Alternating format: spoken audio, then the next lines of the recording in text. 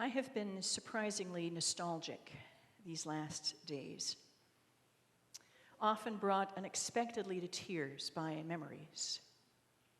Memories of people long dead, places long gone.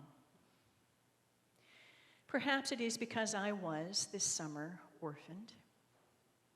Perhaps it is because, as we settle my parents' estate, portions of the farm on which I grew up may be sold. Perhaps it is because it would have been my parents' wedding anniversary yesterday and I had no place to send flowers.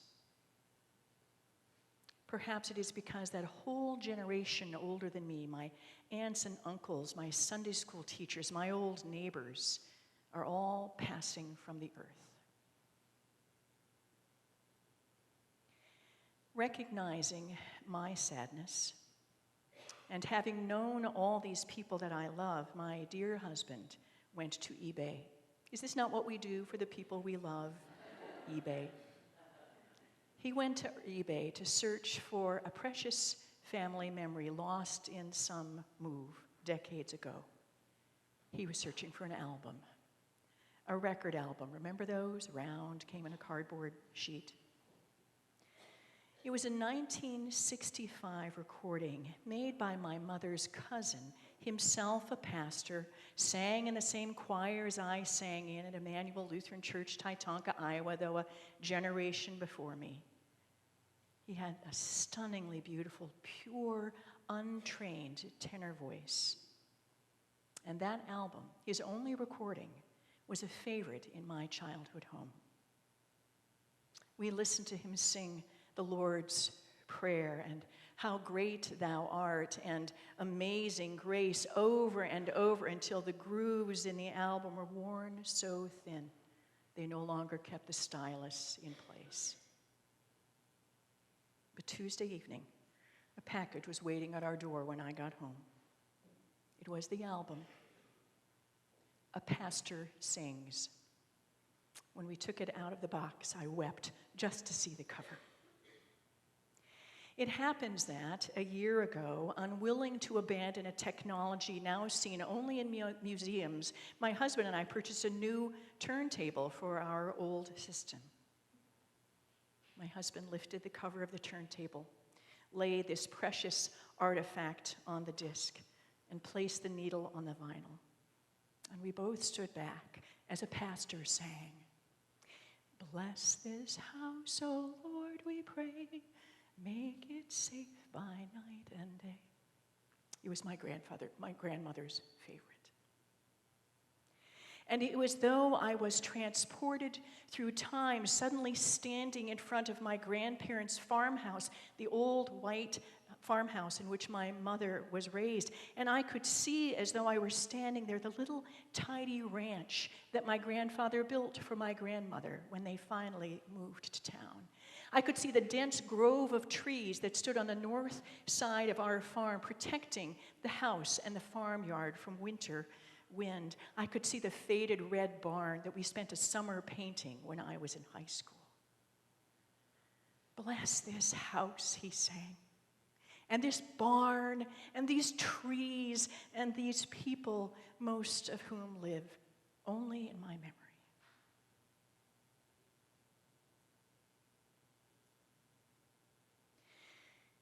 Jesus' disciples stood admiring a building, the temple in Jerusalem with sturdy walls and soaring arches. The temple they were admiring was the second temple built on that site, the first having been decimated in the year 586 BCE by vicious Babylonian armies.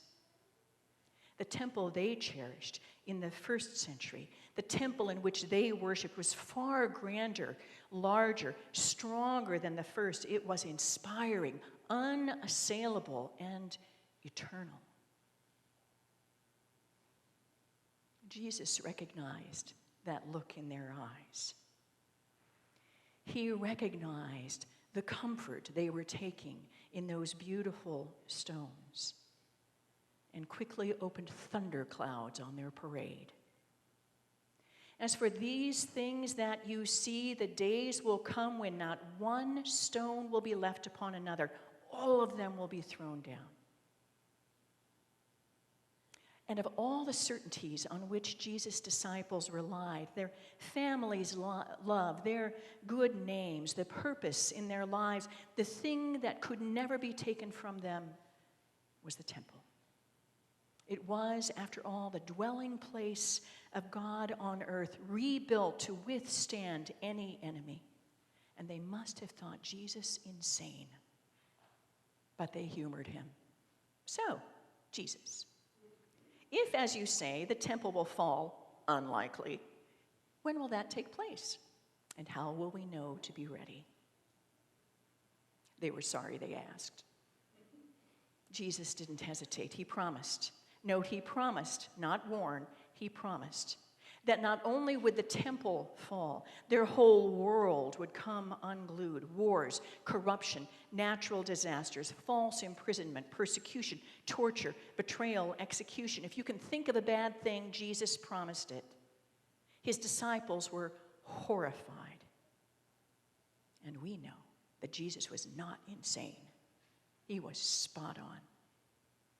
That temple they loved that could never fall, just 35 years later, in the year 70, it was reduced to rubble. Jesus himself was the victim of all the persecution, torture, betrayal, and death of which he spoke, and some of his disciples were as well. Jesus didn't need to terrify his disciples.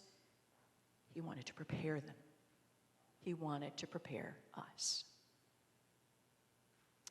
My apologies if in these deeply troubled times in our world, our nation, our city, you were hoping for a yippee-skippy sermon today. You'll have to come back next week. I have stood where the disciples stood, in what is now called the Temple Mount in Jerusalem's old city. The Temple Mount is the site of that long ago deconstructed Second Temple, a site on which many faithful Jews believe a third and final temple will be built when the Messiah returns.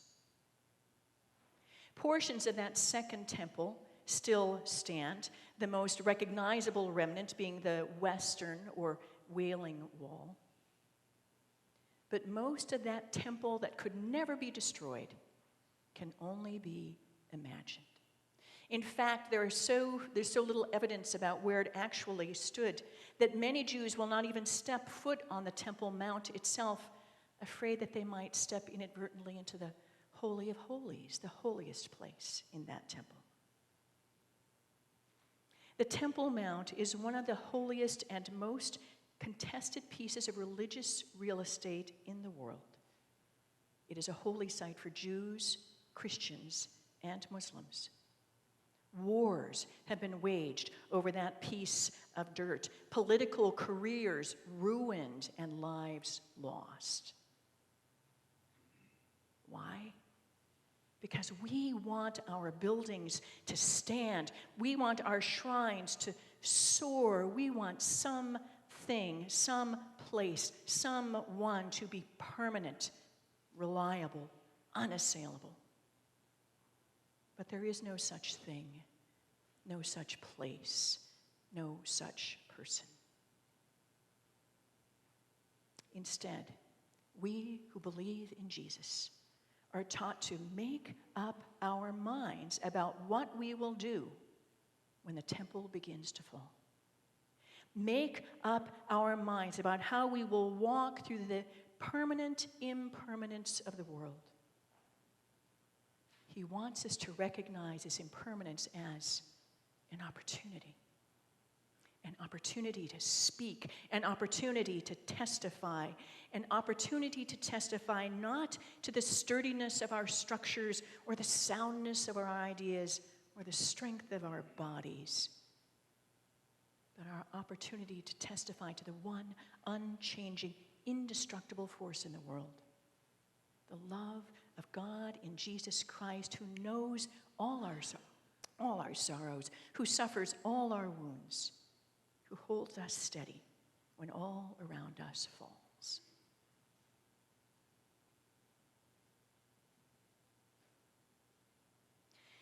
My parents would have celebrated their 64th wedding anniversary yesterday. Theirs was a marriage that stood through amazing storms, but it has ended. That tiny little ranch my grandpa built with his own hands when he and Grandma moved to town. When my elderly aunt left the house and we put it on the market, the building inspector found a fatal flaw in its foundation, and it was sold to a young farmer for a fraction of its value. That enormous grove of trees that stood on the north side of our farm, protecting all of us from winter wind and snow, most of those trees are dead. We didn't even bother to cut them down. They just fell over and lie there. And that big red barn is still there, but it no longer cares for livestock. It's home now to a handful of feral barn cats, and my brother stores straw there for the winter.